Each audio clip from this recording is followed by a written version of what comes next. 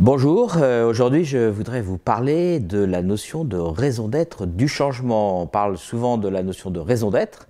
Quand on parle de raison d'être, on parle de la raison d'être de l'entreprise, ce fameux potentiel créateur de valeur pluriel le plus profond que cette entreprise est amenée à apporter au monde, compte tenu du principe de réalité, de toutes les ressources dont elle dispose et de toutes les contraintes dans lesquelles elle est. Mais aujourd'hui, je veux parler de la raison d'être du changement et souvent, cette raison d'être du changement n'est pas révélée, n'est pas mise en exergue. Or, d'après nos travaux d'expérimentation sur des projets de transformation visant à adopter ou mettre en place le self-management auprès de l'ensemble des collaborateurs, un des facteurs clés de succès en préambule et en préalable à toute transformation est de mettre en exergue, mettre en évidence, rendre explicite la raison d'être du changement, la raison d'être profonde du changement, la raison d'être tripale du changement. Donc, comment on fait ça? En allant interviewer la source. La source, j'ai dû en parler dans d'autres vidéos, la source, la personne source, c'est la personne qui, généralement, est la personne qui a fondé l'entreprise et qui a ce super pouvoir décrit dans les principes sources, dont la théorie a été posée par Peter Koenig, qui fait que le patron d'une entreprise, le fondateur d'une entreprise, eh bien, à partir du moment où il a accepté d'entreprendre, il a capté cette énergie créatrice de l'entreprise qui n'est autre que la raison d'être de l'entreprise, et que c'est le fait de capter, de canaliser cette énergie créatrice, lui a confié, lui a donné des super pouvoirs comme celui de la vision, celui des garants aussi des valeurs fondamentales de l'entreprise, etc., etc. C'est ça qu'on appelle le principe source. Et si je reviens à la notion de raison d'être, non pas de l'entreprise, ni d'un cercle, ni d'un rôle, mais la raison d'être du changement, eh bien, on va aller voir la personne source, qui est assez facile à identifier. De toute façon, c'est clé, ça fait partie aussi des préalables avant toute transformation d'identifier la personne source de l'ensemble de l'entreprise. Il peut y avoir des sources secondaires, bien sûr, mais là, je parle de la source principale. On va la voir et puis on lui demande pourquoi tu veux changer. Tout simplement, pourquoi tu veux changer. Et c'est important de lui demander pourquoi il veut changer, pour deux raisons que je développerai après. D'une part, pour pouvoir embarquer l'ensemble des collaborateurs de l'entreprise derrière lui ou avec lui sur cette transformation. Ça va nécessiter l'énergie de tout le monde. Et d'autre part, pour aller chercher au plus profond un potentiel d'énergie très fort, parce que ce genre de transformation, c'est des voyages qui durent plusieurs années, et que pour tenir dans la durée, pour pouvoir persévérer, il faut beaucoup d'énergie. Voilà la double raison. Donc je reviens à mes moutons, et je vais voir la personne source, puis je lui demande « Pourquoi tu veux changer ?» Et en général, la première réponse est un discours assez convenu, un discours qu'on pourrait retrouver dans la plupart des articles sur le sujet qu'on peut trouver sur Internet. Ça va être du genre, voilà, je veux rendre mon organisation agile, je veux avoir une gouvernance qui s'adapte, je veux pouvoir responsabiliser les gens, je veux, etc., etc. Enfin, tous les trucs que j'ai même du mal à redire tellement ce sont des idées principales qui ne sont pas fausses, mais qui restent à un niveau mental. Et avec le mental, on ne va pas aller loin en termes d'énergie. Et donc, je le questionne. Mais pourquoi c'est important pour toi de rendre l'entreprise self-managée, autonome, adaptable? Et on creuse, et après une série de pourquoi, enfin vous connaissez tous sans doute l'outil des 5 pourquoi, alors on ne répète pas pourquoi bêtement, on reformule un peu intelligemment, mais l'idée c'est d'aller creuser au plus profond, on arrive à la raison d'être tripale, parce que dans les tripes de la personne, on est descendu du mental au niveau tripal, au bout de 5 pourquoi et parfois avant. Alors je vais donner des exemples, ça sera plus concret. Je pense à une entreprise, j'en ai plein à donner bien sûr, parce que c'est un exercice que j'adore et qu'on fait systématiquement. Un exemple auquel je pense, c'est une société en Suisse, dans le domaine de l'IT. Pour des raisons de business, pour des raisons d'activité, par rapport à son marché, elle a vraiment besoin de croître. Elle est au seuil des 50. Il y a souvent un seuil des 50, donc elle doit passer le seuil des 50. Et donc en passant le seuil des 50, il y a plusieurs associés, ils sont 4 associés, fondateurs, dirigeants, et les 4 se disent, voilà, il faut qu'on passe au seuil des 50. La question qui se posait, c'est comment est-ce qu'on va faire pour passer de 50 à 100, parce que le marché nécessite, c'était vraiment un gage de pérennité, compte tenu de l'évolution, de la concentration des acteurs, etc. Je vous la fais courte. Bon, ils ont assez rapidement défini la stratégie commerciale pour pouvoir embrasser le double de chiffre d'affaires, multiplier par 2 leur portefeuille de commandes, etc. Ça, ils l'ont bien posé, c'était la partie facile, mais après se pose la question, comment on s'organise pour faire ça? Et tous les 4 de se dire, nous, on ne sait pas faire. C'est vrai qu'ils avaient démarré 20 ans plus tôt, tous les 4 dans un garage. Ils pensaient qu'il fallait acquérir des compétences et donc naturellement ils se sont dit on va recruter quelqu'un qui sait faire. On va recruter, vous savez, le mouton à 5 pattes, bien sous tout rapport, avec quelqu'un qui est soi-disant un exécutif, un dirigeant, un CEO qui se vend à prix d'or. On va en recruter un et puis voilà, il va le faire pour nous. Puis nous on va se mettre en retrait, on l'aidera sur le business. Donc ça c'était leur premier move qui est naturel. Et puis après avec la réflexion, ils se sont rendus compte, mais si on fait ça, on va tuer la culture. On va tuer la culture d'entreprise à deux niveaux. D'abord entre nous, parce que nous, on est habitués, on est habitué à fonctionner tous les quatre, on se fait confiance, il y a une vraie culture entre nous, et donc ça va casser ça. Et il n'en est pas question, parce qu'on avait un projet à 4, et ça reste un projet à 4. Et puis en même temps, à un autre niveau, on va faire intervenir au sein de notre entreprise de 50 personnes, quelqu'un avec une énergie différente, qui va probablement pas s'adapter à la culture, surtout qui va être mis en position de diriger l'ensemble. Donc assez rapidement, ils ont évacué cette idée, et en se disant, c'est pas possible. Donc ils étaient coincés entre, il faut absolument multiplier par 2 pour des raisons de business, hein, et puis de survie, donc de pérennité. Et puis, il faut qu'on change notre façon de nous organiser parce qu'on voit bien que l'organisation actuelle a des limites. Et c'est avec cette réflexion-là qu'ils sont arrivés à se dire, notre stratégie, ça ne va pas être de recruter le super cadre qui va être le super CEO, ça va être de changer notre organisation pour ne plus avoir besoin de super cadre. Et en termes de management, ils se sont mis à la recherche d'un mode de gouvernance, d'un mode de distribution des autorités, et c'est comme ça qu'ils sont arrivés à l'holacratie. Donc je reviens à mes moutons, et je leur pose la question à tous les 4, et notamment donc, à 2 d'entre eux, c'est pas encore clair sur qui était la source, et puis ils me crachent ce morceau-là. Et ce qui était étonnant, c'est qu'ils en étaient conscients, même s'il a fallu un peu, presque conscients, et qu'à l'Assemblée Générale qu'ils avaient faite avec l'ensemble des collaborateurs quelques mois plus tôt, ils n'avaient pas évoqué le pourquoi du comment. Et donc du coup, bien sûr, une fois qu'on a identifié ce pourquoi, je leur ai dit, ça c'est par les vrais. En fait, ce que vous voulez, vous êtes obligé, enfin l'entreprise est obligée, amenée à doubler, et ça sur le côté business, vous voyez comment faire, mais ça suppose de changer votre organisation, et c'est ça qui vous motive à aller vers l'holacratie.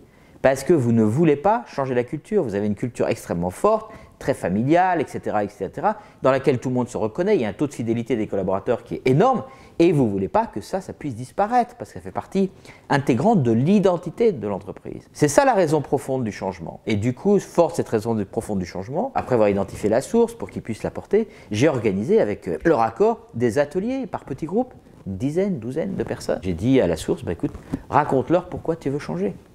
Raconte-leur en 10 minutes la raison d'être du changement, la raison tripale du changement. Et il avait travaillé un peu son discours, il a même travaillé par écrit, etc., pour bien se l'approprier. Donc on organise un processus de consultation, ou plutôt de concertation. La personne source explique ça en 10 minutes, après on laisse un temps pour que l'ensemble des collaborateurs, la dizaine de collaborateurs qui étaient là, puissent poser des questions pour bien comprendre. On a tous des formes d'intelligence différentes, il était assez abstrait, les gens n'ont pas forcément cette forme d'intelligence. Donc poser des questions pour pouvoir comprendre et s'approprier cette raison d'être du changement.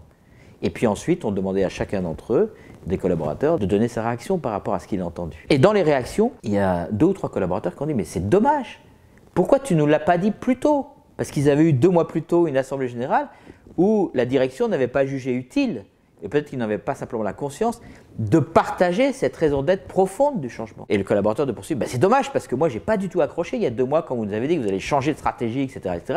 Je n'ai pas du tout accroché. J'ai compris mentalement la stratégie business, mais profondément, je n'ai pas capté, je n'ai pas raisonné, ça ne m'a pas donné envie. Mais là, avec ce que tu viens de dire, oui, évidemment qu'il faut y aller comme ça, et je te suis. Ce faisant, en multipliant les ateliers par donc 5 fois, puisqu'il y avait 50 collaborateurs, en fait, la source et la direction a embarqué tout le monde dans le changement. Pourquoi? Parce que c'était du vrai. C'était du vrai. Et on ne peut pas embarquer les gens avec du faux ou avec du mental. Ça ne marche pas comme ça. Voilà la première nécessité de cette raison d'être tripale du changement. Et c'est dommage de s'en passer parce que c'est assez facile à trouver. Et après, c'est assez facile d'organiser ces ateliers de concertation et pour embarquer tout le monde. Et puis la deuxième raison qui est nécessaire pour lever cette énergie, au-delà d'embarquer, mais ne serait-ce qu'embarquer tout le monde, c'est suffisant comme raison évidemment, surtout pour une transformation de cette envergure, dont la réussite passe par le fait que chacun épouse et pratique et s'approprie cette nouvelle pratique, holacratie ou management constitutionnel. La deuxième raison, c'est parce que ce voyage de transformation qui impacte les 3 systèmes, vous vous rappelez, le système de l'individu, parce qu'il y a de nouveaux modèles mentaux, donc il y a d'ailleurs mise en cause de croyances implicites, le système du nous, le système du corps social, l'ensemble des collaborateurs. Idem, il y a beaucoup de travail là-dessus parce qu'il y a de nouveaux rituels, il y a aussi des accords relationnels, il y a aussi des croyances collectives implicites, limitantes qu'on a dû lever avant de partir de cette transformation. J'ai évoqué ça dans plusieurs vidéos, peut-être qu'on y reviendra. Et en plus, la troisième dimension qui est l'entreprise. L'entreprise, le corps de l'entreprise qu'on révèle à travers ce qu'on appelle l'encodage, le fait de décrire les rôles, les cercles, les politiques et l'ancrer ça par rapport au statut. Donc dans une transformation sur ces 3 systèmes, au niveau visible et invisible, donc ça fait 6 territoires, qui est une grosse transformation qui ne se fait pas du jour au lendemain, qui se fait sur plusieurs années. eh bien, il faut pouvoir tenir. L'expérience montre que beaucoup des projets qu'on a analysés, qui n'ont pas tenu dans la durée, une des raisons, c'est qu'il n'y avait pas cette énergie tripale. Pas d'énergie, c'est facile à comprendre, pour pouvoir tenir la route, pour pouvoir persévérer dans un projet qui est une transformation qui apporte évidemment des retours positifs assez rapidement, mais qui nécessite un travail en profondeur, qui nécessite de tenir dans la durée. Eh bien, ça a besoin d'être fuelé par beaucoup d'énergie. La seule énergie, ça peut être de la vraie énergie. Cette énergie est nécessairement profonde et tripale. Et c'est là où on va trouver le sens également. Voilà les deux raisons. Embarquer tout le monde et profiter d'un capital d'énergie pour tenir dans la durée. Bien sûr, ce capital d'énergie, il méritera d'être entretenu, mais ce n'est pas mon propos là tout de suite. Je peux citer peut-être un autre cas de figure d'une entreprise de 150 personnes où tout va bien. Croissance forte, rentabilité forte. Du coup, je pose la question au patron fondateur, je lui dis mais pourquoi tu veux changer? Non, vraiment, qu'est-ce qui te pousse à changer? Et il m'a sorti un premier discours très mental, parce qu'il avait entendu, et il n'avait pas vraiment creusé le sujet. J'y vais, mais pourquoi ça? Et pourquoi ça? Et pourquoi ça? Et en bout de 10 minutes, 15 minutes à peine, il s'est effondré en larmes. Il s'est effondré en larmes parce qu'il a contacté en lui, à l'intérieur de lui, ce qu'il n'avait pas encore contacté, la raison profonde pour laquelle il voulait changer. Et cette raison profonde était qu'il venait de contacter l'énergie dans laquelle il avait créé cette entreprise. C'était 4-5. Et à la vitesse à laquelle il pouvait travailler, c'était dans la même pièce. Et c'est une entreprise extrêmement créative qui est liée à son domaine d'activité. Et du coup, dès que quelqu'un avait une idée, il l'envoyait, il la partageait en l'air. Et puis les gens rebondissaient. Non, on ne prend pas. Oui, celle-là, on y va. Et comme un seul homme, les 5 qui étaient dans la salle s'alignaient et fonçaient comme un seul homme pour tenir cette initiative. Puis il y a eu la croissance. Ils sont organisés comme ils ont pu. Ils ont évité un modèle trop hiérarchique, etc., etc. Et grâce à une culture très forte. Mais à 150, tous les jours, il rencontrait des initiatives auxquelles il a participé, peut-être qu'il a initialisé ou pas, dans lesquelles il se rendait compte qu'il y avait des gens importants qui n'étaient pas embarqués dans l'initiative et ça le faisait pleurer. Et il se rappelait les bons souvenirs où c'était facile. Et là, maintenant, il se rendait compte qu'avec la structure qui avait augmenté, avec un mode management qui n'a pas été vraiment défini, eh bien, ils ont eu, comme toutes les entreprises dans le modèle conventionnel, c'est-à-dire où le management n'a pas été précisé, défini à dessein pour aller vers autre chose, qui vise vraiment à responsabiliser et à empuissancer l'ensemble des collaborateurs, il s'est rendu compte qu'il y avait des problèmes de communication.